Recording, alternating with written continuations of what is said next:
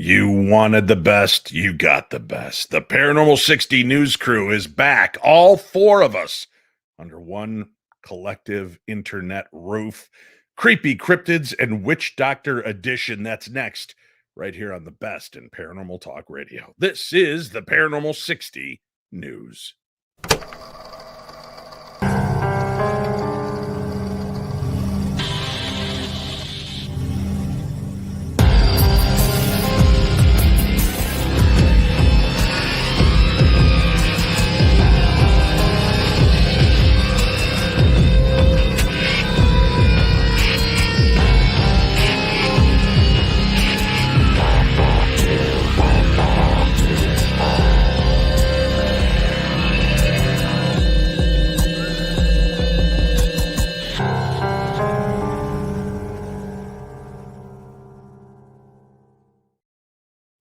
Good evening, good night, good morning, good welcome, wherever you are. Thank you for tuning in. I guess I'm just confused and confounded by my own shirt. I am here in Minnesota. It is going to be snowy the rest of my existence. This was my last hopes for a sunny day, so I enjoyed the 60-degree weather, and now I'm buckled in ready for the snow tomorrow. But tonight, I'm bringing a little bit of sunshine to you, my darklings, around the world. And not only am I doing it with this very colorful Hawaiian shirt for those of you watching, but I'm doing it by putting us all back in one place. Ladies and gentlemen, back where he belongs, the Chachi of the paranormal field, Eric Folsom. Hey, good to have you back. Good evening, Dave. I love this shirt. Thanks. Yeah, it's kind of bright and brisk, right? I wanted to go out with a bang before gloom and doom. Are you really expecting snow tomorrow? Yeah, 6 to 8 inches this weekend. Maybe more. Maybe more. Maybe I should just head to Texas. Maybe I was 84 here today, so. Yeah, that might be the plan for me. Ladies and gentlemen, the Colonel is back as well. Good to have you. How are you there, Dave? We made it through another week. Yeah, we did. I'm glad you're back with us. I know you were battling COVID last time we had you here, and then you had a week off because you needed a little time to rest. And then last week, you guys were out in Jefferson, Texas, doing an event. And weather kept knocking you guys out. But luckily, we were able to reconnect. And all due to, I'm guessing, is the room of the paranormal detective, Greg Lawson. Greg, glad to be here, Dave. Hey, thanks a lot. Was that your giant suite that you guys were broadcasting from last week? Oh yeah. When we roll up there, we go big there. We hit it hard. We hit it hard. Yeah. Wow. It's pretty nice. Our whole house. Yeah. Very fancy. It was beautiful. Yeah. Well, I'm glad that we're all four together because it's been much too long, and we've got a lot to unpack and get through. I've been holding off a few things. First off, I wanted to show this. Remember, it was a couple months back. I threw out the challenge to our listeners that create a piece of art with us, right? I wanted to see. Oh, I'd forgotten about that. Artistic renditions, caricatures, any kind of cool art. One person raised to the cause. Okay. And I feel bad because I saved the picture and then went back in. My email server crashed. I've lost 3/4 of my emails. I don't know who made this for me. Please send in your name so I can talk about it next week and we'll give you the proper deal. But how do you like that? Oh, yes. Yeah. Wow. The founding fathers. I like that. Look at us. Founding fathers. Yeah, floundering's about right. Founding fathers. Yeah, there you go. Cheers to that one. Thank you. Whoever sent that in. That's great. Yeah, gorgeous piece. For those of you that are listening, you can go check out the videos on the YouTube channel. And the picture. Look at these. Speaking of pictures, guys, this is gorgeous. Look at this. It took this photographer 10 years to capture all of the different versions of the moon and all of the different colors. Oh, wow. Isn't that absolutely stunning? That is awesome. Yeah. Beautiful piece. And then this was another follow-up piece I thought was gorgeous. Oh yeah, with the transitioning of the blood moon over, what is that, Stonehenge? So beautiful. That is, beautiful shot. So there you go. Yes, it is, and I can't read the name on the bottom. It's very small. I it's so small I can't read. I've tried. When I blow it up, it just pixelates. But again, that wasn't made by any of our listeners and sent in for us, but I just thought those were some gorgeous shots I wanted to It's awesome to share on the show. Before we get too deep into things tonight, with stories and the like, a couple of quick announcements. First of all, your protection bracelet, folks, the Paranormal 60 Energy and Protection Bracelet. We are down to the last 75 for the 2022 inaugural Better edition. get them. Once we're done with these 75, they're gone, and they will not be returning until the 10th anniversary. It almost looks like the moon thing. Yeah. Isn't it? Yeah. So if you're 10 years, in the Paranormal 60 Protection and Energy Bracelet 2022 edition, then make sure you email me, Dave at paranormal60.com. They are $40. They're all actual gemstones. They've been infused with Reiki for positive energy, protection. They're beautiful pieces. They've got 6 different styles of stones that are incorporated in there that are meant to protect and ground and just everything you could want if you're into the paranormal. And again, you can email me. They're $40. I think it's $7.95 shipping and handling. And just email me, Dave at paranormal60.com. We'll invoice you. You pay it. We'll ship it. The next 75. Once they're gone, folks. We're not bringing those back. Boom. I just wanted to let you know. Yeah. Drop that. Yeah, I got to make it known to people. All right, let's go. We got some emails that we've I've been waiting for all of us to come together so we could do these emails together. Jeff sends in this one. He says, "Hi guys, you may or may not recognize my name, but I have been a long-time listener and I've written in a few times in the past. Today, I bring you a list of odd things I've questioned or observed. I'll go over each one briefly to keep from wasting your valuable time. All right. Alien radio. If aliens are so far advanced or from so far away, how do we know they even comprehend something as low tech as common radio? Wouldn't they have something better?" That's an interesting question to be posed. Fair. I think they're hoping that whatever society has evolved out there may have been at the level where they're broadcasting a signal of some sort and radio bursts. So, it seems like it would be a natural progression. We could be wrong. Maybe they're not. Maybe they're just sending up smoke signals. Maybe that's as advanced as they are at this point in trying to communicate. But that doesn't stop us from searching and finding some strange things out there. Yeah. Or maybe, Dave, they're thinking, those earthlings, all they know is radio. Why don't we just come down to their level and throw out some radio signals? There's that. Could be. Yeah. So that's a thought. All right. Bigfoot and infrared. What if Bigfoot can see into the IR spectrum? If so, why is it surprising that trail cams don't catch one or people hunting with night vision never see one? Maybe we should stop using IR light sources. I think a lot of us have been thinking this for a long time, and I know I brought it up on the show in the past. I think you're right. I think that it does bathe an area, and if these animals have the ability, and we know that dogs and cats can see into certain spectrums of ultraviolet into the infrared, it very well could be just like turning a spotlight on. And I've thought that about ghosts as well, because if they live in that spectrum, you turning on an IR cannon might just be like putting a spotlight in our eyes. And that's why they may just always be fleeting off to the corner. They're trying to get the hell away from that light source. I don't know. What do you guys think on that? What's your take on beasts seeing IR? Should we, what else do you find though? Those are the kind of things those are the light sources our eyes can perceive things in. So we can't just look in pitch black. Right. There's plenty of animals out there that do see in that spectrum. So why not? Why not? Yeah. I guess you just got to keep trying, right? I mean, that's all you can do. But I'm with you. But I believe that is a big problem with it, and that they do sense that. I think it's interesting when people criticize the way other people investigate and the equipment that they use.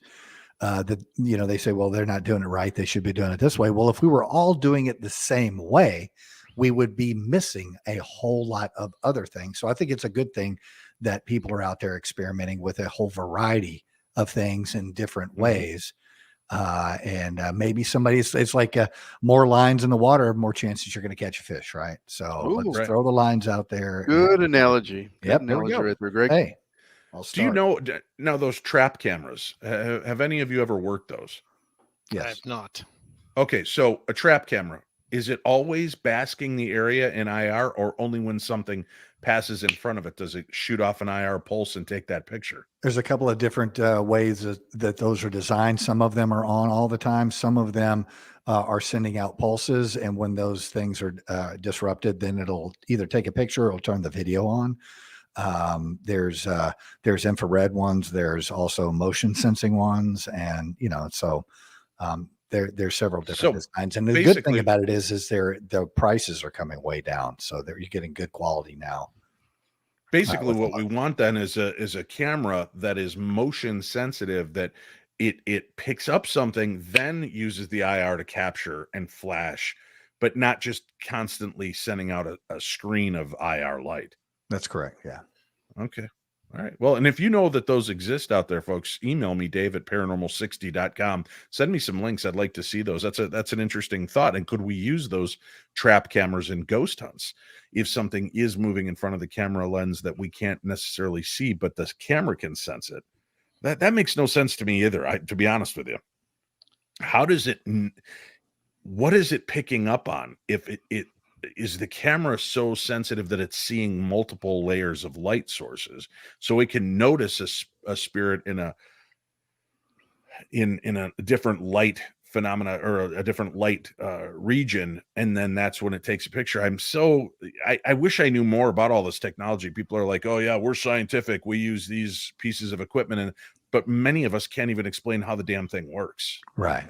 Yep. That'd actually be a good idea to have. Oh, I can't think of the gentleman's name right now. That makes a lot of the equipment. Bill Chappell. Yeah, Bill. It'd be great to have Bill on to explain that. Oh yeah, he understands it. Yeah, it's funny. So I was just out at a conference in Scarefest, and I was up on the dais, and I was sitting there next to the ghost hunters. So I've got the Ghost Hunters International, Paul Bradford, and then I've got Sherry D. Benedetti, I've got Steve Gonzalez, I've got Dave Tango and Jason Hawes. And people ask, what are your favorite and least favorite pieces of equipment? And they kind of launch through it, and it gets to Jason. He goes, well, I like a camera and recorder, but I can't stand the Ovilus. That, to me, that's garbage. It doesn't work. I like a spirit knows how to trigger those words to be heard and seen and blah, blah, blah, blah, blah. And then they go to me and I go, well, as the official voice of the Ovilus, I don't know exactly if I should weigh in or not. That just got real awkward and uncomfortable all the way around the room. For those that don't know the equipment, the Ovilus, there's a male and a female voice on it. I'm the male voice. My friend Susan Cummins, our friend, is the female voice of the Ovilus. And so when I've ever had to investigate on a TV show, I always have to use the female version. Otherwise, I'm just talking to myself. Talking to yourself. Yeah, very weird. Jesus didn't want, this is going back to the email, Jesus didn't want Mary to touch him. When Jesus had emerged from the tomb, he told Mary that she couldn't touch him because he had not yet ascended. Could this be a clue to why ghosts avoid being in the same room as a living person? Jeff has been giving some serious thought to this. Yeah. Big thinking right there, Jeff. Yeah. I need the questions pre-submitted next time. You need to give us some time, man. Give us some time. I like to kind of hit you because I want you to have the brain juices bubbling as tonight's show goes, so that by the time we get to reading news stories, words will be much easier. Are they brain juices? Are they really brain juices? Is that what that is? It's more like Jello. Yeah. Well, here it is. Jesus didn't want Mary to touch him. His own disciples did not recognize him when he walked among them after rising. It makes me wonder, was he more of an energetic signature as opposed to a flesh and blood figure when he rose from the dead? Or why do we always assume it was a physical form that rose? Why wasn't it the spirit that rose and we could see his ghost? Well, that would make a lot more sense, what you just said, right? If they didn't recognize him, it would be because he was altered in some way. And actually, I've never thought of it that way. What you just said was prophetic. That makes more sense, that he would have been in like spirit form or something. Well, and again, he had gone through a lot in the last few weeks of his life. Maybe he was a healthier Jesus that came back to, right. you Or know, maybe all those maybe he was wounds. swollen He's up. like, don't Yeah. touch me. I don't heard want to hug. I COVID got a bunch of thing, lash marks. Yeah, got COVID. going on. They're- It's like yeah. after I bring the groceries in, right? It's got to lay down for a couple hours. Right, exactly. Yeah, I get it. You know, I Did I totally just compare when- Jesus on the cross to me hanging groceries in the car? Wow. Yeah, well, I was just gonna say I watched the Passion of the Christ, and I'm like, I know that guy's pain because I get a paper cut and need a nap. Oh yeah. So, Oh yeah. totally. Yeah. You know, he had guy. some swelling going on, and, Wait, and listen, you can almost hear the sound of the keyboard warriors. oh man, Paranormal 60 news crew, you are hateful and against Christianity. I'm so curious why people feel, and there's a new rating. Somebody rated and reviewed us on iTunes, and they talked about their concern for me because they feel I may be pulling people towards an atheistic lifestyle. wow, Wow. I do prayer requests. I talk about Boom. God. I've talked about religious moments, wow. and people constantly question. Kind of, Dave, you do it in a way of trying to pull people away from Christ, and I don't know. It's the whole cult thing, Dave. Yeah, Dave. It is. Let's put Dave back in Christmas, okay? Yeah, Let's that's right. put the Dave back. I'm gonna have a Christmas. Dave package for Christmas. That's why I'm kind of growing. You are, first of all, not going to have my package for Christmas. That's- Let's just Not clarify even that $40? right here. Come on. No. For $40. All right. Come on, it's $40. Our next segment, communicating with spirit children and swear words. I've noticed on many shows, people try to use big words that small children wouldn't understand or swear words that would probably offend them or older spirits, even if they aren't directly addressing the spirits. Wouldn't the spirits still hear them? Why do investigators forget? That is a great question. I was invited 12, 14 years ago to an investigation in Georgia. And we went into this beautiful old antebellum home. And at one point, I guess the Yankees came through and stormed it, took it over, kind of forced the family out. They eventually got their house back. But then here we come. There's a couple of us Yanks and a couple of the Southerners in this house, and they're very demanding. What's your name? Why are you here? Blah, blah, blah. And I said, we're getting no EVP. I'm just curious. This is an old Southern home. We probably should have asked permission to enter. Now that we're here, and I started doing EVP asking questions, I'm like, first of all, Mr. Folsom, thank you for allowing us into your home.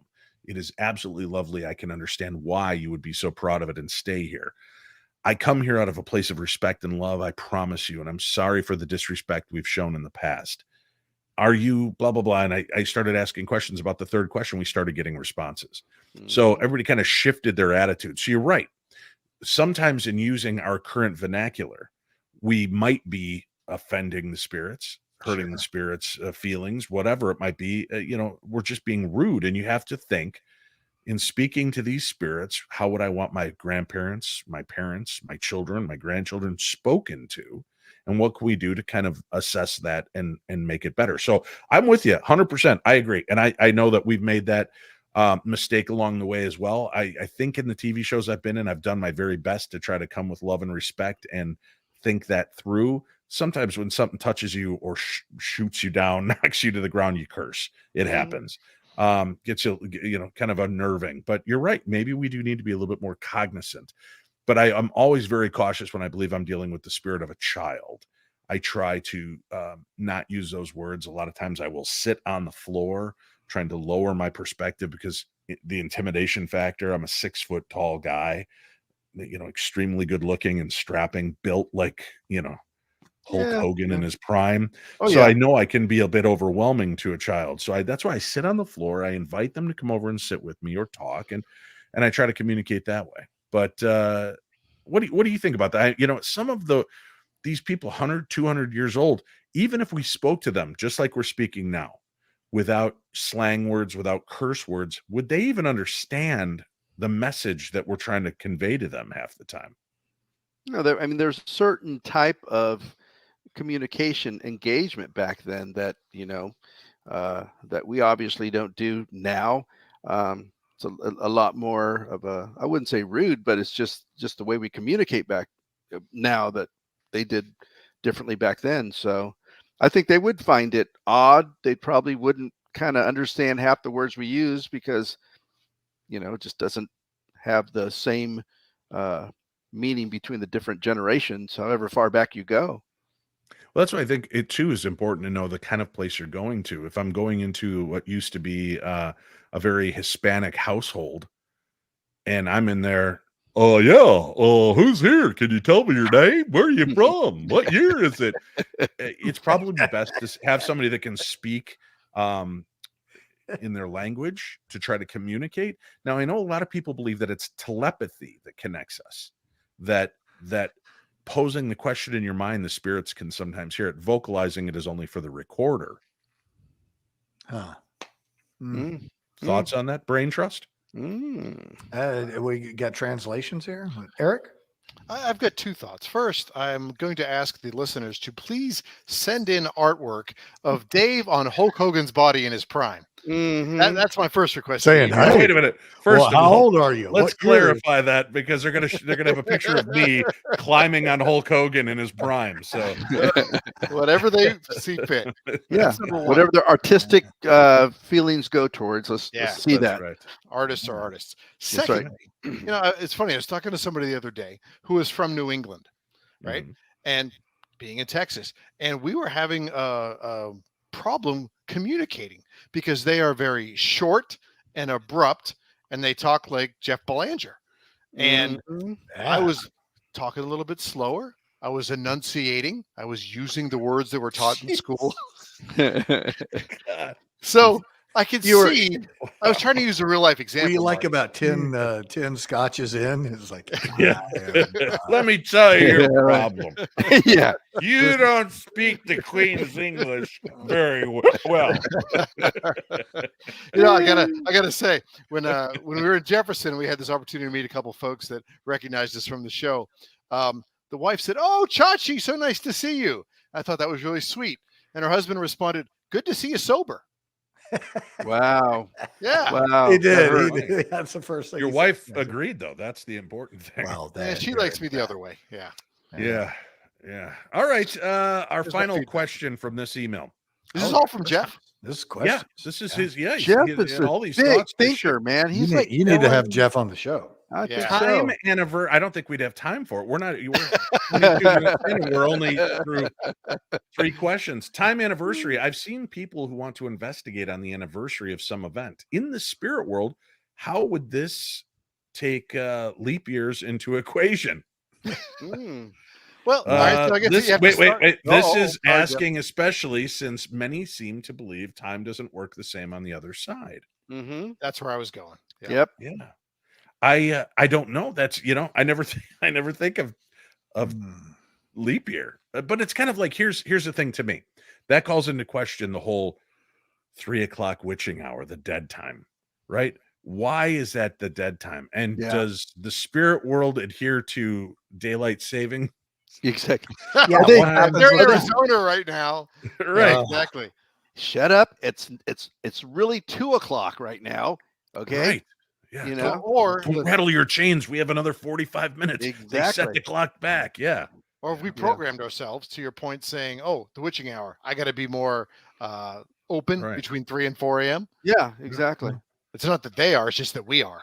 We are. Maybe you're set alarm to wake them up at 3 to get going. Yeah, maybe it's the intention, manifestation aspect of it. Here's one more theory I want to throw out to you guys. I thought was interesting because I came up with it. It's going to be good. The idea that so sadly my neighbor in the house next to me passed away a little over a year ago. Nobody's died in my house. Why all of a sudden would a haunting start in my house 5-10 years from now? And my thought was this, people that say, I don't understand why this happened. Somebody died 2 houses down. Well, we think maybe the ghost just walked over. But if we know that the magnetic poles shift every few years and that the spirits seem to live in a magnetic realm, right? We're believing electromagnetic force or field. As the world turns and the gravitational pull changes, would it maybe shift? So our planet's a little bit this way and the gravitational pull's a little bit this way. So maybe the spirit is still in the same gravitational well, but physically things have changed around it. I'm going to use a term that Greg and Marty haven't been in the military will understand. I don't know if you'll get this or not, Dave, but this show and these discussion topics are way above my pay grade. Mm-hmm. Okay. Yeah. I get on here to laugh and giggle, and you are asking some seriously difficult questions tonight. Jeff is just going. Wow, I just thought it'd be fun to talk. I love listen. Thanks, you always come up with these ideas that no one else does, which I think is what makes you so great, quite honestly. But that makes an excellent point. Does it not? Yes, it does. That it does. Okay. So just an interesting thought. Maybe there's a scientist out there. I know we actually have, and we know NASA engineers and scientists that we've traveled with. So if there are any engineers, geological scientists, anybody like that might be could write in. I'd love to even have you on, and you could address that with us, Dave at Paranormal 60. We should do an entire show where we just bring on people to just answer Jeff's questions. Yes. Well, or more. We have, believe it or not, I have more emails that we're going to have to get to tonight as well. But we're already We're already at 26. Do you have any that like say how great we are? Those are the ones I was hoping we'd hear. Yeah, we're going to get to those, but let's earn those first. It is time for a little news, and first up is the paranormal detective. So, wow.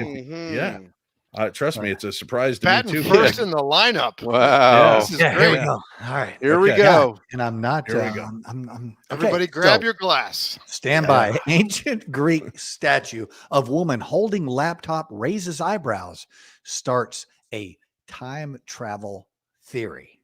Yeah, that's the. Thank you, Mr. Shatner.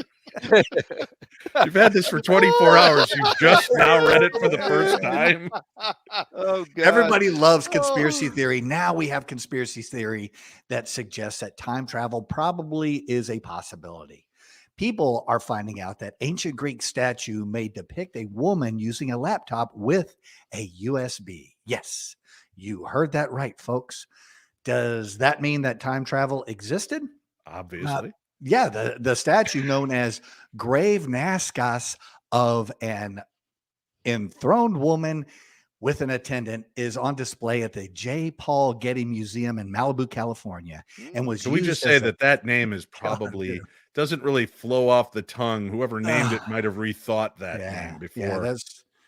Yeah, that's a little bit scientific. What's the title? Grave Nascas of an enthroned woman with attendant. That's a little too long. It's not catchy. It's not really not catchy. that catchy. Chicken the Cherub might have been a better name for it. Chicken Cherub. That's why I like Andy Warhol, right? Tomato soup. Right. You know what they could have named it? Woman putting tape over camera on laptop. Oh, Marty. That's what it looks like. Woman missing fingers. Sitting on the toilet with a child laptop. I don't know. Okay. Yeah. So anyway, it was used as a funeral marker in 100 BC. Okay. In the said statue, which is over 37 inches tall, the woman could be seen sitting on a throne-like chair as a young servant holds open a thin box for her to inspect. According to the video of conspiracists YouTube channel Still Speaking Out. Those of you in the audience, please drink. Oh, geez.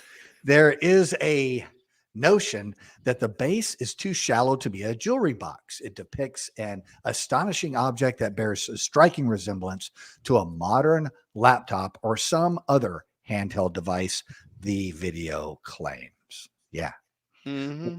When I look at the sculpture, I can't help but think of the Oracle of You just choke on your own spittle? He speaks like he reads. Very William Shatner-esque. Yeah. Good God. Oh, here we go. All right. I can't help think of the Oracle of Delphi, which is supposed to allow priests to connect to the gods and retrieve advanced information. Mm-hmm. According to conspiracy theorists, the woman's eyes are focused on the inner lid of the object, the same location as a laptop monitor would be. However, bioarchaeologist Christina Kilgrove of Forbes recently debunked the theory about the image having a laptop. He said that even though it may not be a wax tablet. The artist may still have wanted to sound out the words. Wanted to like a jewelry box. First syllable, then second syllable. Then I before E, except after C. God, I see a word and I'm like, okay, they're gonna attack me, and then I get distracted, and then you attack me, and then it's a self-fulfilling prophecy. Somebody is so sensitive. Wow. So anyway, he says. It's not until the Romans embraced realism that we truly get the realistic depictions of people and things. After all, Kilgrove reported.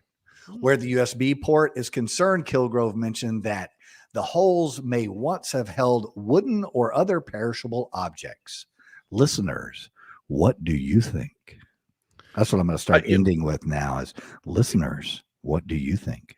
I submit, for those of you that can see this on the video screen, I submit she is simply holding up her laptop so that she can tune into the best in paranormal podcasting. So, yeah. The Paranormal 60 news crew. She's just watching the show. I think so. Yeah. Well, that's what they should call it. Woman enjoying the Paranormal 60. I think so. I could be wrong. How many do I have to do? How many do I have? You might as well two more glasses. Do you have a bottle? Do you have a bottle with you? Yeah, I got Milam and green. I know Eric. That's delicious. That's good stuff. All right, let's focus. Chachi, you are on deck, son. What have we got? I have a story that Greg. Wow. I can't even try to imitate it. It's so good. All right, let's here we go. Bizarre pictures reveal clues into Navajo Nation's terrifying string of Bigfoot, UFO, and skinwalker sightings. Federal Rangers Stanley Milford Jr. and Jonathan Redbird Dover, who call themselves Paranormal Rangers, claim to have captured the so-called paranormal activity. The what? Paranormal? As it was coming out of my lips, I was like, that isn't coming out the way I'm thinking it in my mind. That was the weirdest thing. That was normal. You're doing fine. You're doing fine, Eric. That's the first sentence. I'm going to get better from here. All right. Oh, sure. The investigators have now shared some of the evidence they've compiled over the years. It includes pictures of large scratch marks on the side of a trailer, as well as huge footprints in the dirt and sand. That's a pretty big footprint there. Dover and Milford conduct investigations across Arizona, New Mexico, and Utah, and visit residents in the area who have reported the apparent paranormal encounters. It comes as the area has had dozens of strange reported sightings over the years, from Bigfoot to UFOs to skinwalkers, a kind of shape-shifting witch that often takes the form of various animals. I'm not sure I agree with that description. Do you, Dave? A shape-shifting witch? Because that's what the Navajos refer to it as. So it's their thing. I'm going to tell them they're right. Come on. Yeah. I should just stick to reading, right? Yeah. Probably. Yep. Pretty much. Let's let the thinking questions go to Jeff. Okay. Can we leave that to Jeff to think? All right. All right, Jeff. Yeah, really. Jeff, write that down. And after years of investigating, Milford and Dover believe the occurrences are linked. They found that the more Bigfoot sightings there were, the more UFO sightings were reported.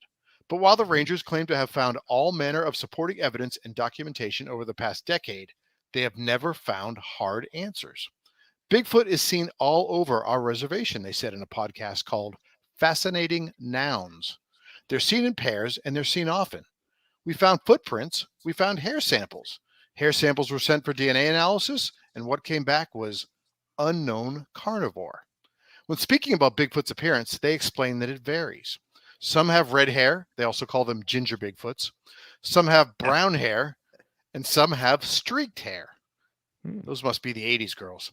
There are enough reports from people like USDA workers or nurses over and over and over across the entire reservation.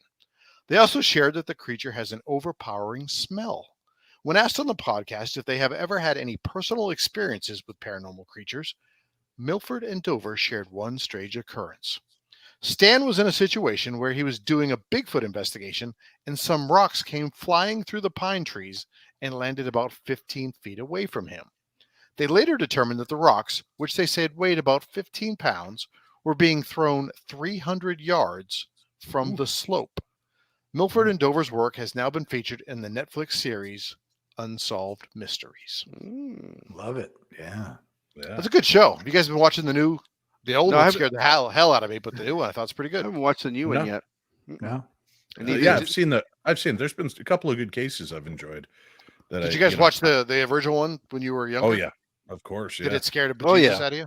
What? No, I'm a boy. I was. What are nursers? Ow. That hurt. What are nursers? Nursers. They're the ones that feed children. Okay. Yeah, they're the ones that are nursing the babies. They're the nursers. Nursers. Therefore, they are nursers. True. All right. I don't have any. Colonel, you have a story. Yes, sir. Yes, sir. Hey, Dave. Pictures of Bigfoot-like creature hiding in trees shows the huge size of the beast. The internet and Bigfoot community was buzzing recently when pictures of a Bigfoot-like creature lurking among trees was released and show how a beast emerged from the tree line, showing the sheer size of the beast. Yeah, look at that. Yeah. Well, that's an artist rendition we're looking at there, Marty. Is that a tail? Well, a damn good artist rendition. It is. Thank you very much. Looks like a brown Grinch, doesn't it? It does, actually. Or if you look the other way, it looks like an aardvark. That too. Out the back. Wow, that's weird. Anyway, the footage, which was shot in a wooded area in Tennessee, shows a huge black figure with super long arms moving through the trees. Despite a lack of clarity, which appears to be the norm in all these situations, there's definitely some weird creature hanging around in the tree line.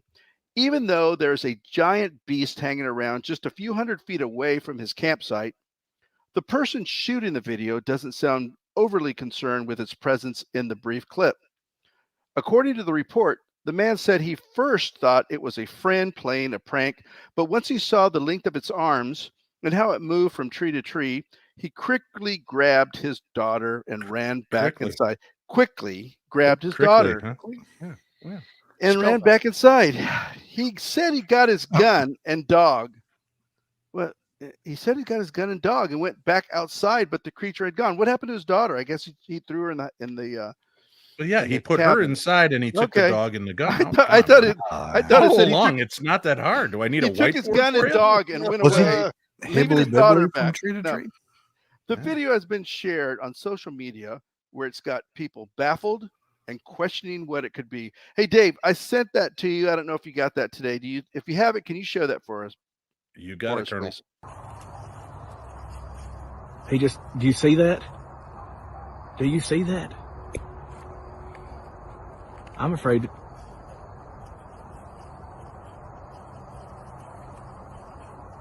Oh my God.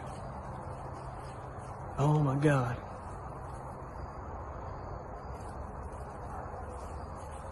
Oh my God. Found you. See that? But wait, hey, hold on, Dave. Hold the presses. There's an update that just came out. I just sent it to you. I don't know if you got it, but can you show that update, please? I can. Now, so we saw the video, and guys, I want you to weigh in on it. That video is pretty compelling, especially when you see the thing kind of walking, but it's when its arm reaches out, it looked unnaturally long, like the gait of some kind of primate that would be reaching. I said primate, not primate, because I was thinking this is going to be like some kind of major ape. But it was pretty strange looking. What did you think of it, Eric? At first, I almost thought it was translucent, though. Was that just me, or was it the way it was filmed? It looked like you could almost see through it. But then when he reaches that arm out, I was thinking it was more of a shadow figure as opposed to an actual being. See, and that's the theory, right? You know, everybody always says, well, his camera was out of focus. Well, maybe Bigfoot is out of focus. Very. We got welcome Jeff to the show, everybody. Yeah, Jeff. Yeah. Well, here's the update, folks. And I'm sorry to be the kind of poop on your parade. No. So the image that we saw, the video is pretty compelling. However, there was some sleuthing done online. And Matt Moneymaker from Finding Bigfoot was certainly interested in this, as were many of the Bigfoot sites, until one of the sleuths uncovered a photograph of the guy who was taking the video. And here's the pic of the guy's Facebook page, and you see that he is standing next to a friend who's in a headless horseman, Grim Reaper kind of costume with extended long arms. So off in the woods, using kind of one of those blur techniques. I can't even say regular words. I think that's what we saw. So this guy was just pulling a little shenanigans. But really compelling piece of video. You could see why that would certainly capture the attention of people. That's what I thought. Creepy. Yeah. Brought my attention to it. Yeah. Well, hey, guys, before we go to a break, you know what it is? It's time now for Paratunes. Thank you very much. Listeners of the show, longtime fans, Lady Alice, are sharing their song with us called Monster.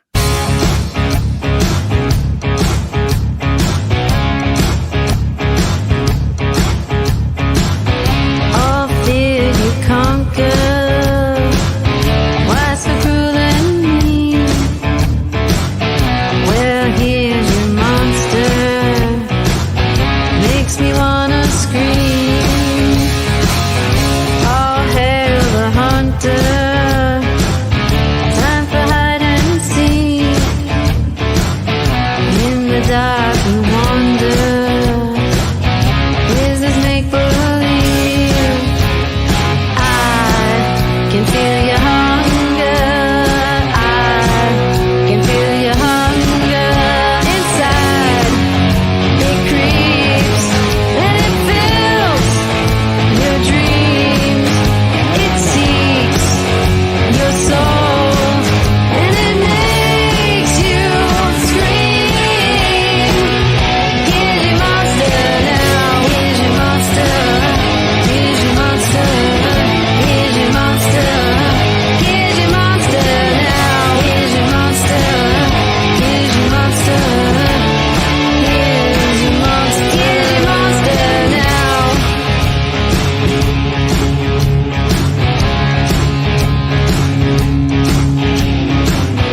Hide down and take cover. Make a fool of me. Deep down you suffer.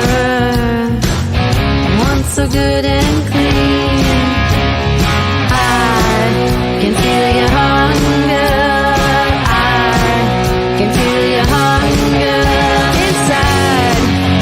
It creeps and it fills your dreams. It seeks your soul and it makes you scream. Here's your monster now. Here's your monster. Here's your monster. Here's your monster. Here's your monster now. Here's your monster. Here's your monster. Here's your monster. Here's your monster now.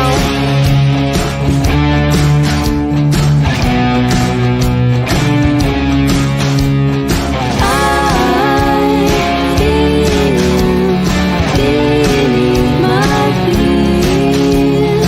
I will not bend my knee.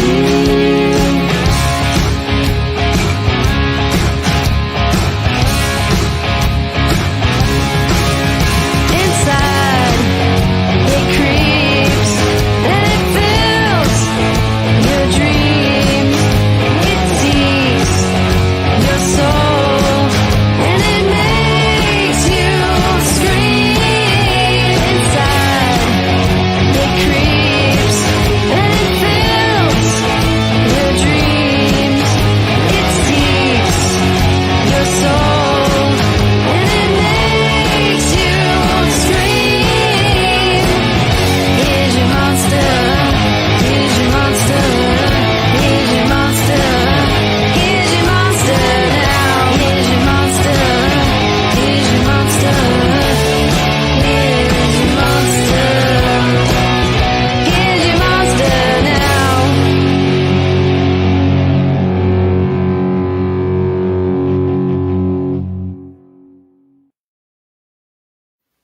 Awesome. Oh man, I love that. That was good. That was good. She's got a very Liz Phair sound to her voice. I was going Debbie Harry, but okay, I'll take Liz Phair. Yeah, either way, not a bad sound. That's Lady Alice with Monster. We will have a link up for that and for Lady Alice. You could find more information about that as well. But first, we have to take a quick break. We'll be back with more of the best in paranormal programming. This is the Paranormal 60 News.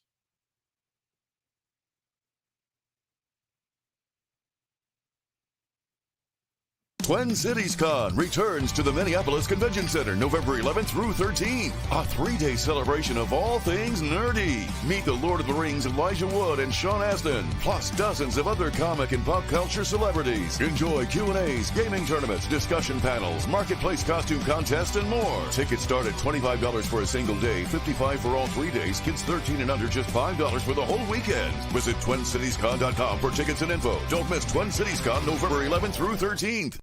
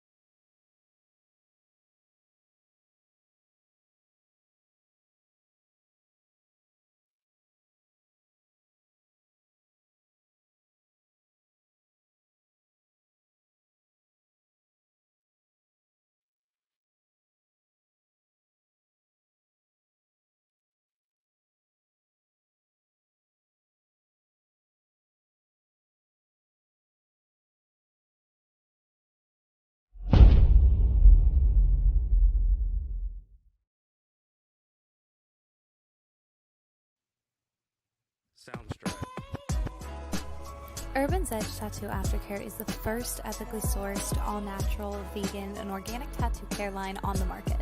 All of our products are formulated by leading experts in the skincare industry and are developed especially to nourish, enhance, and preserve your tattoos. Our tattoo enhancing balms are non-greasy and the perfect consistency for daily use.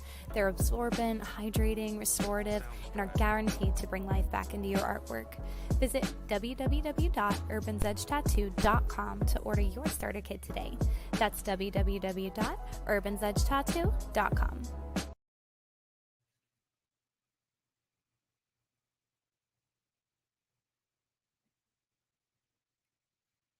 Shane Pittman and Dave Schrader, we're heading back behind bars, the old Joliet State Prison event, May 6th and May 5th. You can find us in Joliet, Illinois. As we go back to the old prison, we're going to investigate what I believe is one of the most haunted locations I've ever been to in my life. I'm hoping that you'll join us there. I'm trying to talk the boys from the news crew to join us. It's going to be an amazing weekend, and we would love for you to come on out and hang out with us. This is an opportunity. There are VIP tickets for 2 nights of investigations, or you can get single day tickets. VIP is almost sold out. Saturday, almost sold out. Get your tickets for May 5th, Cinco de Mayo, and spend time behind bars with your favorite paranormal team. We are back. This, of course, is the Paranormal 60 News. And joining me, we've got Chachi, we've got the Colonel, and we have the paranormal detective. That's right, Greg Lawson. All right, we got to get back into stories, and it would appear I have the next story to share. So yay! Yeah. Good luck to you, Dave.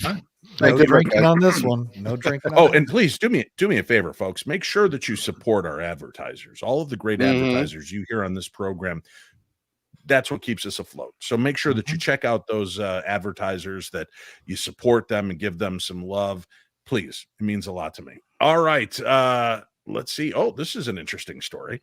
Filmmaker Molly Elfman said she was inspired to write and direct the movie Next Exit, now in theaters, because of her real-life encounters with the paranormal. The film is about a scientist who proves the existence of the afterlife. I grew up in a haunted house, and I've always felt there's a presence and ghosts around, Elfman told UPI in a recent phone interview. For me, that was never something scary as I grew up. Elfman's mother is Jerry Eisenmenger, and she moved Molly and her sister Lola into the house after her divorce from her musician father, Danny Elfman. At school, Molly learned a man had murdered his wife in their house, and it's allegedly remained haunted ever since. She keeps the address of the house private out of the respect for the current owners. However, Elfman said she believes most spirits leave Earth unless they have unfinished business. I've always believed that ghosts aren't here to haunt us, she said. We're here, the living, unable to let go of something or deal with something, and keeping ghosts tied to us, which we've talked about on the show. I do believe that that is probably the case. The spirits aren't here because they need to be. They're here for us to try to bring us peace. Elfman was also in the room where her grandmother died. She said her own attempts to reconcile how her grandmother's essence could leave her physical form worked their way into the Next Exit script. The story really comes from me not being able to let go, Elfman said. I need to know, but there's a world and a place in which they do exist, so I created a movie about it. In the film, Dr. Stevenson, played by Karen Gillan, discovered and documented a ghost visiting his son. But to continue her research, Stevenson invites volunteers to let her study their transition into the next realm, i.e., they volunteer to die. Well, Rose and Teddy volunteer and share a rental car to San Francisco. Along the way, both characters reveal their reasons for wanting to hasten their journey to the great beyond. Rose is looking for a way out, and Teddy's looking for a way in, Elfman said. This is a very emotional response to a new reality. Some people believe that Rose and Teddy encounter, some people that Rose and Teddy encounter are trying to join the afterlife without the assistance of Stevenson. However, Elfman said her focus in Next Exit was on the living people. The point of the film is not the idea of passing on, but the idea of why life matters. Next Exit explores how society functions when the fear of death is removed. Elfman said she hopes the message is that life is still worth living until the very end. If death has no meaning, then what does life mean? Elfman said. It's everything. Our experiences here every single day and every single moment are what we are made of. So that's a brand new movie. And again, you can check it out in theaters right now. Next Exit. This actually sounds really good. I'll be seeing that. Yeah. Yeah, we got to get one of us to go out and see it and report on it. Mhm. Let's see, which one of you? Okay, Colonel, you get the job. Next week, I want a full report on Next Exit. Awesome. But first, before I start another coughing jag, I'm going to bring my own jag back. Ladies and gentlemen, the Paranormal Detective as the next story. All right, what's up? Hey, friendly ghosts are happy to meet you at Hacienda Hotel. Hacienda Hotel. That's the header, right? There's nothing like an abandoned, boarded up building to spark the imaginations of passersby. From children, I think maybe there are witches that live in there, to old timers recalling urban legends about all sorts of nefarious goings on.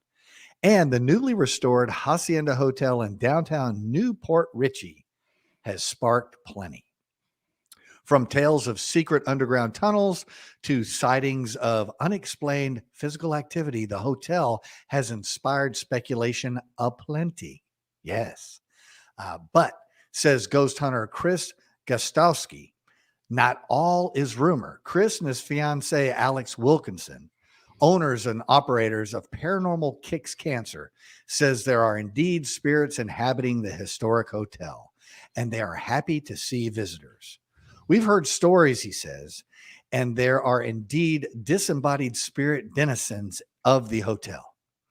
One, he said, is a little girl that contracted VD while visiting the relative. Wait. I'm sorry. She contracted TB. Yeah. Tuberculosis. That changes the story totally, right? Big difference. Yeah. I like the original story. No, that's you Keep don't going want with a that little one. girl. Dude, I want a little worked child girl to do abuse that. too No. long. Oh God. All right. Oh, So that was obviously a Freudian thing. Yeah. Everybody have a drink. Yeah. While Let's try to drink that thought away. All right. Let's start again. Take two. While One, he said, is a little girl who contracted TB while visiting a relative at the hotel and died in the building. He said that on 2 occasions, staff members found help messages spelled out in cups on the floor of a storeroom that was locked, sealed, and had cameras. No people could have come in or out without being recorded. And yet the messages were there. There also, he says, is a lady in white who manifests in the dining area. It's not that she bothers people, he said. She just wants attention. The story is that she lost her life through self-inflicted wounds. People who have seen her report that her neck looked like she might have hung herself. And she wears a period costume. There is also dancing ghosts who appear when a work crew was displaying some was playing some heavy dance music. And they Focus responded on the story, not the pictures, Greg. Jesus. And they Story, not the responded picture. every time someone asked them to raise their right hand, and continued boogieing until the music stopped, at which point it would vanish. More than one, says Gankowski. He also related a story about a construction crew who removed a Christmas tree from the then abandoned building and returned the next day to find the tree reconstructed in the same spot, but using wood scraps. Oh no. Yeah. The crew said that, that they wouldn't return, no. but in his view, the spirit just wanted them to know that he wanted to keep the tree there. None of these spirits are scary or negative, he said. I think they're just happy that people are coming back into the building because they've been sitting there so long. All the spirits we've contacted just want to be known. They want to be heard. The ghost hunter, a Newport Richey native, says that he's not trying to convince anyone of anything, but doing what we enjoy and what others may enjoy to contribute to the community. Listeners, what do you think? Well, listen, and they are contributing to the community. Paranormal Kicks Cancer. They raise money for that. If you're interested in doing a walking ghost tour of downtown Newport Richey, Florida, call 727-534-0617 or check out www.flghosts.com. FL is in Florida. www.flghosts.com. You can also find Paranormal Kicks Cancer on Facebook. So I definitely support them, and more than happy to promote that they're doing that kind of work out there. So thank you. Yeah, that's awesome. I think what do I need? 2? What am I doing? 2 glasses. Yeah. All right, Colonel. You're back. Bottles. You've got an interesting story of bottles. A place not everybody would want to live. Yeah, I do, Dave. Living among the dead. Former grave digger on life in city's biggest cemetery. There are a few houses in Birmingham, England, quite as unique as that of Mark Cox.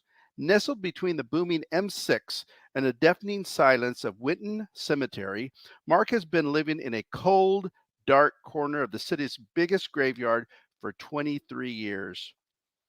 While most of us would shudder at the thought of living yards away from thousands of graves, as a former gravedigger and veteran of the First Gulf War, death has never fazed Mark. But even for a former soldier like Mark, who has seen some terrifying things in his time, living among the dead can take its toll. The 54-year-old spoke about his experiences of paranormal activity and the little girl in the window he shares his home with. I've been to war. I'm scared of the living, not the dead, Mark laughs. But saying that, there have been a few incidences over the course of my time here that have scared me stiff. Mark then shared his experience with the Gray Girl, a ghostly figure of a young girl with long black hair draped over her face, dressed all in gray. He says he first saw her years ago looking at him through the back window of his property. I didn't think of anything of her at the time, but a few years later, I was approached by a group of mourners I got chatting to. I told them I lived alone, and they asked, "Who's that girl who we always see in your window?" But Mark has come to terms with her. There's a comfort in it, he says. I think she looks after me. She's never done me any harm. Mark moved in back in 1999 after taking a job as a grave digger 3 years earlier, and he doesn't see himself moving anytime soon. Even now, people ask me how I can live here, but I always say, what do you mean? People are dying to come here. I just love how I know. I kind of hurt saying that one. I just love how isolated I am here. It's very peaceful. I don't know what it is. I just find it comforting. I've never thought of moving, and I'm happy, very happy here. That's very cool. I personally, the idea of living next to a cemetery or something, not happy. When I was going to college in Winona, we would rent houses in the town, and you'd have the whole floor of a house with 2 or 3 rooms in it, and you and your buddies would rent it. And I was out of state, back in Illinois. I was coming back. My roommates found a new place for us. I get in, I drive in at night, unload, and then in the morning I look out and it's right across the street from the cemetery. And I'm like, no, guys, no. So we moved like a half mile down the road. I could. Oh, really? so yeah. I don't like that. I never did for a long time. The concept of just having death right there on your doorstep. So what do? We moved down the street and across from the old folks' home. Well, so we had this like tower of old people. Yeah. But what I would do, I loved Sinatra, Dean Martin, all the classics. So I would go out on my roof and read and study, but I would play Sinatra music. So you'd see all the windows open up, and the old folks would stand out on their porches listening to me play Sinatra. So maybe it was because I was nude. I don't know, but they were definitely out there. Could be that too. You never know. All right, Chachi. Yes.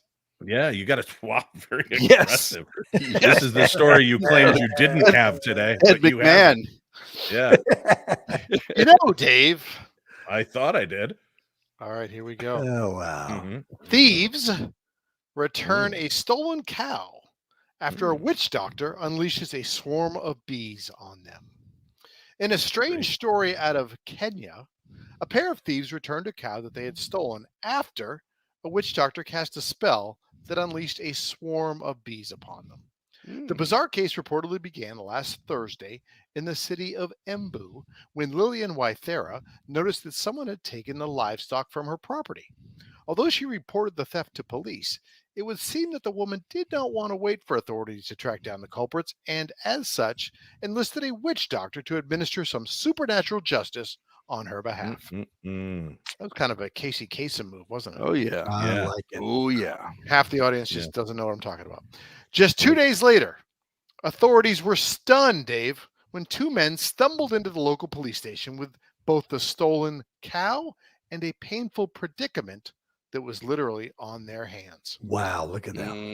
Oh, yeah, here's a live view. According to Waithera, the ne'er-do-wells had been trying to sell the stolen cow at a local market when they suddenly found themselves being attacked by bees. The agitated insects enveloped the hands of one of the men and began repeatedly stinging him. Assuming that the swarm was somehow brought about by their theft of the livestock, the pair headed to the local police station with the animal, confessed to the crime, and begged for help. That's what I'm talking about. Connecting the stolen cow to Waithera, cops called the woman, who revealed that she had hired a witch doctor to help retrieve the cow, and apparently his spell was a success. And there's a photo of it. I'd say it was. Yeah. While the odd account of crime and justice might seem like some kind of local scuttlebutt, there's a word that we haven't used in a few days. Oh, yeah. A rather unsettling video from Embu shows one of the thieves marching towards the police station with his hands covered in bees and then wailing in agony outside of the building as the swarm mercilessly stung him. Amazingly, he was finally able to find relief after police brought the sorcerer to the location, and he, in turn, performed a fairly simple-looking ritual which caused the insects to stop their attack. Although everything seemed to work out for Waithera, local officials have asked residents to refrain from hiring sorcerers to solve crimes and instead trust police to get the job done. That said, considering how successful the witch doctor was, that may wind up being something of a hard sell. That's right. Yeah. I get the witch and those doctor bees just surrounded his hands. Look at that photograph. They surrounded. Steal a cow now, master. Yeah. Wow. So, Greg, have you ever had any thieves report themselves to your precinct? Yeah. Oh yeah, with bees covered all over their hands. Not bees, no. Usually that has to do with meth or something like that. Yeah. Okay. That was a very like Barney a little Miller confused. move when he said precinct as well. Yeah, precinct. Nice. Yeah. All right, we've got 2 quick emails here, folks. Let's see if we can get through them. Hello, Paranormal 60 News crew. My name is Sandra Kincaid, and I listen to your show every chance I can. I really enjoy the humor and the interesting topics. There you go, Eric. You wanted the accolades and love. Now you've heard There it. you go. Which am I, though? The humor or the gentleman. interesting topic? I've been interested in the paranormal ever since I saw a full-bodied apparition at Gettysburg Hospital while working there on night shift. My daughter and I planned on going to Trans-Allegheny Lunatic Asylum for my 60th birthday, which will be in 2 years. But after listening to your episode with Reverend Bill Bean, I'm starting to have second thoughts. What advice could you give me about going on a first investigation? I've seen lots of shows on the paranormal, including the Holzer Files and Ghost Adventures, and I've watched practically every show I could find on paranormal investigations. Ever since my experience in Gettysburg, I've been intrigued about spirits, not at rest, and why. I was recently laying in bed and heard my name called out by a voice I did not recognize. This was a shock, and I wondered why. I thought maybe you could offer some insight if you don't mind. All right. Thank you in advance for your advice. I hope all is going well with you and your family. And that comes from Sandra Kincaid. Well, thank you, Sandra. Let's tackle the first question. What's good advice for your first investigation? First of all, don't walk in a place of fear. That would be my suggestion. If it's something that you are fearful of, I will repeat what I've told people 1,000 times. There are snarky prankster ghosts, and I will be one of them. So if I know you're scared, you're going to go on an investigation. I'm the one that's going to be flicking your ear, poking your butt, breathing on your neck, smacking stuff out of your hand. Whoa. And I'll be trying to scare you throughout. But if you walk in a place of fear, you're kind of asking for it. So I always say just go in and be respectful first and foremost. And I've been to Trans-Allegheny, and it is an unfortunate place. A lot of sadness. Just show empathy, love, and caring. Do not invite the spirits back with you. Do not offer to take them with you to help them. Leave that to God, not to you. That would be my first bit of advice. Gentlemen, is there anything you'd like to add about going on your first paranormal investigation? Eric? Well, the paranormal detective has nothing. Well, I didn't want to cut in. I know Eric. Eric's all over I've got this a one. lot of thoughts about this. We could go on for hours, Okay. but I will say, keep an open mind. Yeah. Right. Not everything you see is paranormal. Just relax. I think the fear one was a great example. Just relax and listen. Okay. Be their moment. Yeah. Hold on. We're going to go to the Colonel next Colonel. because I know you'll have more to weigh in on. So let's knock out the two guys that Just are for going to last. Yeah. I think you touched on this earlier, Dave. Be respectful. You're going into their area, and you don't want someone to walk through your living room door and start screaming, "Show yourself!" It's just one of those things. You don't know what I like to do in my off time. I wouldn't know. like that. I kind of assumed, but No, you're Rightfully right. so. Yeah. All right, paranormal detective, you have 30 seconds to answer the question. And go. Okay. Get rid of all your gadgets and pay attention to what's going on. Live in the moment. Mindfulness is very important. I think we are all, we have the tools that we need to make whatever connection that we're going to make. You don't need your phone with an app and all that stuff. Put all that stuff away and listen. And maybe they will have a message for you. Yeah.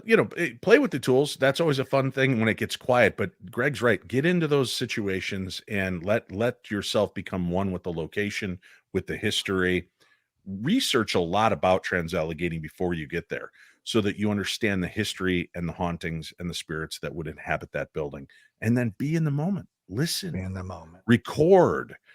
Take pictures with your phone. But yeah, maybe stay away on your first investigation. Stay away from the technology until 2-3 hours in. Then you can break that out. But for the first couple hours, really be into it. Now, your other question was, you said I was recently lying in bed and heard my name called by a voice I did not recognize. This was a shock, and I wondered why. Well, I don't know. Here's one theory. I'm going to give you the time slip phenomena thought. Maybe you've made your presence known to the inhabitants of your house in the future, and they know who you are, Sandra. So they're trying to call to you because you're haunting them. I don't think hauntings are always from the past. I think we may be experiencing something in our own time and from the future. So why wouldn't the future be hearing you? Just something to consider. Our final email. This one's a little deep, guys. Yeah. Deeper than Hi, Jeff? Dave. Yeah, deeper than Jeff. Come on now. Yeah, hold tight now. Hi, Dave, Chachi, the Colonel, and Greg. I've been listening to you and following you since I moved to Minnesota in 2008. I have one question that I don't believe has been asked or answered in this time, at least not that I know of. Have you ever had interactions in a haunted location with people who were known Christians? I lost my father and mother, both of whom had strong faith lives, and I've never been able to get anything from them. However, my daughter just lost a best friend to suicide who did not have any kind of faith affiliation, and she has come through in dream visits and the spirit box. I'm just curious if ghosts and spirits are trapped when they don't have faith. That tells them where you go in the next afterlife. Thanks for all you've done and are doing. I love your new show. I love the Holzer Files and Ghost of Devil's Perch, and I really look forward to meeting you in the future. I look forward to hearing your opinions. Thanks again. And that comes from Anne. So there's a lot to unpack there, Anne. First of all, yes, a lot of the old locations we've investigated are 100, 200 years old, and it's safe to assume that most of the inhabitants were Christian. But people being people, if they have a belief in the concept of religiosity and good and bad and heaven and hell, perhaps their fear of judgment outweighs the desire to walk into the light to see what there's waiting for them. So some of these spirits may hang in. If your parents had a very strong faith, they just may have cleared through. Maybe you had a great relationship with them. Maybe there was nothing left to tell. So that could be why they moved on. I would be cautious with your daughter reaching out to a friend this early on. Dream visitations are beautiful. They're nice little things. Trying to engage and call on that spirit, I would not suggest doing that, because sometimes that's when the trickster spirits step in. And then if that is going to happen, if you're going to allow that, then I would suggest you be there for the sessions where you try to make communication. And if things start to get dark, or the spirit starts telling her, you don't need this device to communicate, just let me into your head or something like that, just stop it. All right. That's very important. That's when bad things can take place. And unfortunately with children, a lot of times they make inappropriate choices and want to be in communication with somebody that they love so desperately that they may make a very poor choice. Sometimes just helping that spirit understand they can go on. Suicide is a tough deal. And if they had any kind of faith or belief, maybe she's afraid of being judged as well. Now, I do have it on good authority, and I've spoken to many, many mediums over the years, that there is no hell for suicides. The hell is probably them living the lives of, or reviewing the lives of everybody that they've impacted by taking their own, and seeing the misery and heartbreak. I don't believe that it's flames licking at their heels.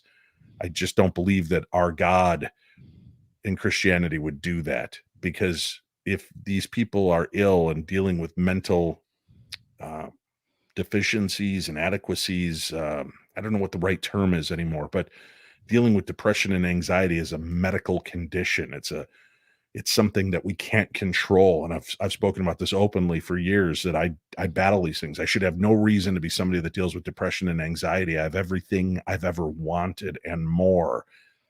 But depression and anxiety doesn't care who you are, what status in life you have.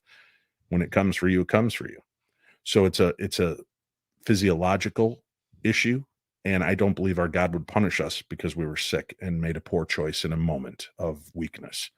That's my take on it, and that of many of the mediums I've spoken to. I do believe that there is a bit of a hell to this kind of situation, only, as I said, because I think that those people that do that do have to realize how they impacted the lives of others, so that if they choose to come back in another life, come back, they know the impact that kind of decision would make again in the future, and hopefully they'll choose more wisely. That's my take on it. I could be wrong. I don't know. Gentlemen, anybody else want to weigh in on their thoughts? I think that's really good, Dave. I really Yep. do. Agree. But I All thought right. you were an atheist. I am not. I am. We've come I full am, circle tonight. Whoa. Yeah, hey, we're like right back to it. Yeah. Well, hopefully people heard from that last pitch that I'm not. I firmly believe in a God and Jesus, but I just believe mine are merciful and full of love.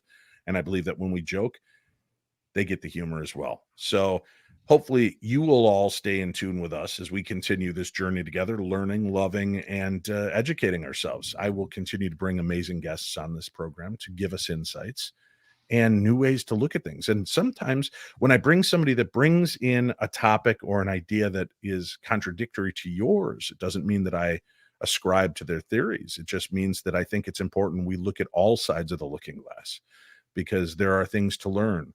I don't believe in every story I hear, but I'm just as fascinated by why those people believe that they've had those experiences.